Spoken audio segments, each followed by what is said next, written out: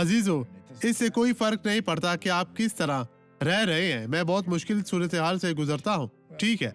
यशायाह नबी ने बाब 21 आयत 4 में इसके बारे में दर्ज झेल कहा है, मेरा दिल धड़कता है लेकिन जवाब नहीं मिला और हौल यकायक मुझ पर गालिब आ गया।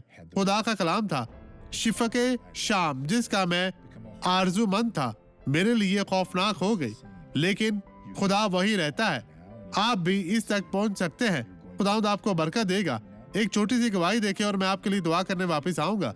खुदा की हुजूरी को महसूस करते हुए और उठे और एक शानदार दिन का आगाज करें। खुदावंद आपके साथ हो। अब ये गवाही देके और बरकत पाए। आप इस छड़ी के साथ क्या कर रही हैं? मैं इससे पकड़ती थी ताकि मैं ना। तो अब उठे उठे उठे बहन, उठे उठे, इस तरह मुझसे बात करें। डरे नहीं, डरे नहीं, डरे नहीं, आप नहीं गिरेंगी। खुदावंद आपके साथ है। खुदावंद आपकी हिफाजत करता है। वहां जाए, वहां हाल की तरफ चलती हुई जाए। चले बहन, चले बहन, चलती जाए, चलती जाए।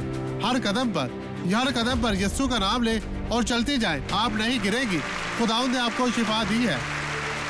इस तरह वक्त है, अब वक्त आपके साथ में है।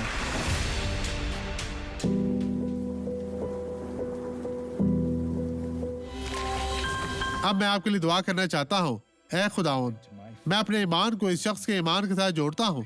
मैं इसकी जिंदगी में मौजूद दुश्मन के तमाम कामों को मफलूज करता हूँ और मैं कहता हूँ, अब शैतान हर तरह की बदी, मुश्किल, परेशानी को ले और चला जा। हर तरह की बदी से दूर हो। मैं यीशु मसीह नासरी के नाम में तुझे हुक्म देता हूँ कि इन लोगों को छोड़ दे। और आप कहें आमीन।